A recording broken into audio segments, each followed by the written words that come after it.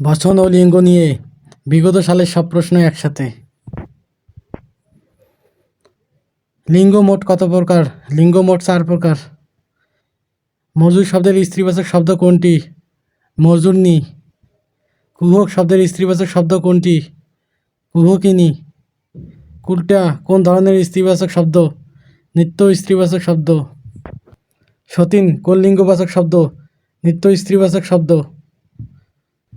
কবি শব্দটির আগে কী ধরনের শব্দ বসিয়ে লিঙ্গান্তর করা হয়? স্ত্রী বা পুরুষবাচক শব্দ দিয়ে, মূলত মহিলাবাচক শব্দ বসিয়ে। সারি শব্দের পুরুষবাচক শব্দ কি? সুখ। সাথী শব্দটি কোন লিঙ্গ? উভয় লিঙ্গ। সধবা ও বিধবা কোন ধরনের স্ত্রীবাচক শব্দ? নিত্য স্ত্রীবাচক শব্দ। ডাইনি কোন ধরনের শব্দ? নিত্য স্ত্রীবাচক শব্দ। বৈষ্ণবী শব্দের পুরুষবাচক শব্দ কি? বৈষ্ণব।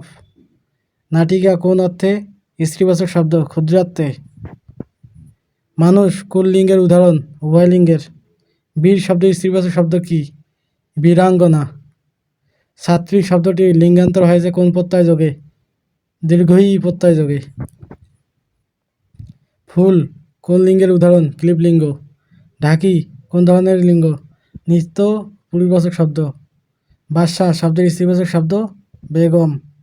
বধূ শব্দটি কোন ধরনের লিঙ্গ? উভয় লিঙ্গ, যেহেতু উকার আছে। পুস্তিকা কোন অর্থে স্ত্রীবাচক শব্দ? ক্ষুদ্রার্থে।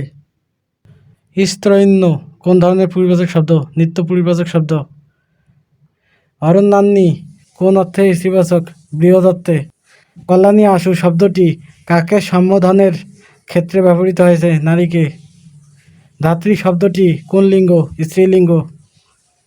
শ্বশু শব্দটির স্ত্রীবাচক শব্দ কি? শ্বশুর। গরীয়সী এর বিপরীত লিঙ্গ কি? গরীয়ান। কৃতদার কোন ধরনের শব্দ? নিত্য পুরুষবাচক শব্দ। কলমনিকর কোন ধরনের বহুবচন বোধক শব্দ? অপ্রাণীবাচক।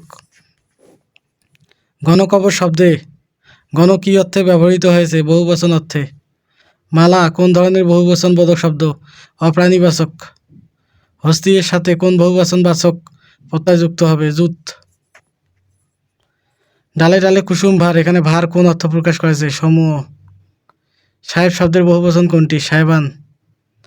ডাক্তার রোগী দেখেছে বাক্যটি কোন বচনের উদাহরণ? একবচন। বচন অর্থ সংখ্যার ধারণা। কাগজ শব্দের বহুবচন? কাগজজাত। ভিডিওটি ভালো লাগে থাকলে সাবস্ক্রাইব করুন। উচ্চারণগত ভুল ত্রুটি ক্ষমা সুন্দর দৃষ্টিতে দেখবেন।